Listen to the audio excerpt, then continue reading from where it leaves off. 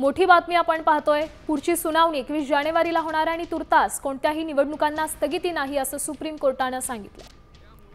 सध्या ह्या 57 ठिकाणी आणि ज्या निवडणुका जाहीर झालेल्या आहेत तिथं subject to final outcome of this petition असं कोर्टाने सांगितलेलं आहे।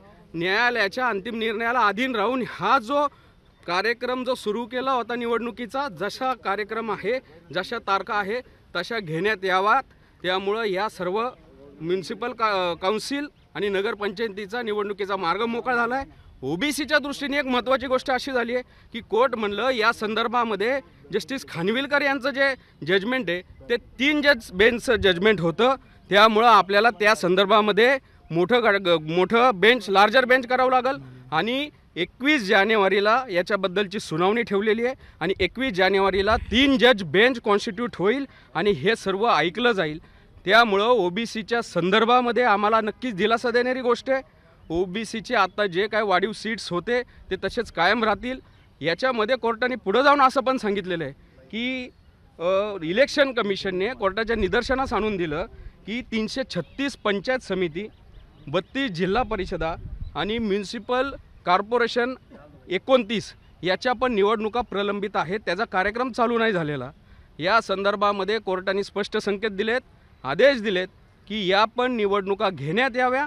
या सर्व निवडणुका 50% मर्यादा राखून घेतल्या जाव्या असे निर्देश इलेक्शन कमिशनला आज मान्य कोर्टाने दिलेत। म्हणजे ज्या प्रलंबित आहेत महानगरपालिकेच्या, जिल्हा परिषदेच्या, त्या पण निवडणुकीचा मार्ग आता मोकळा आहे।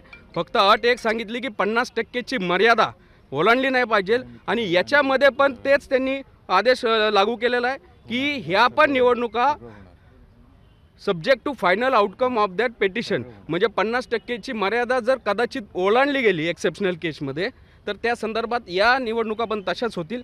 त्यामुळे महाराष्ट्रातल्या सर्व स्थानिक स्वराज्य संस्थांच्या निवडणुकींचा मार्ग मोकळा झाला। महानगरपालिका आणि जिल्हा परिषदांच्या बाबतीमध्ये कोर्ट असं म्हणालं की 50%ची मर्यादा ओलांडायची नाही, पण जर ओलांडली गेली तर तोही आमच्या निर्णयाला बांधील असेल असंही कोर्ट म्हणाला। नक्कीच 57 ज्या जागा आहेत त्या 57 जागेचा पण मोकळा झालेला आहे। फक्त subject to final outcome of that petition असं ते झालेलं आहे। त्यामुळं आज नक्कीच ओबीसी असतील किंवा राजकीय पक्ष असतील आणि लोकप्रतिनिधी असतील यांनी सुटकेचा श्वास आज टाकला असेल। आज ही सकारात्मक गोष्ट आहे। ज्यांचं भवितव्य टाळलेलं होतं या सर्वांच्या बाबतीत हा सकारात्मक निर्णय आलेला आहे। महाराष्ट्राच्या स्थानिक स्वराज्य संस्थांच्या निवडणुकींचा मार्ग आज मोकळा झालेला आहे।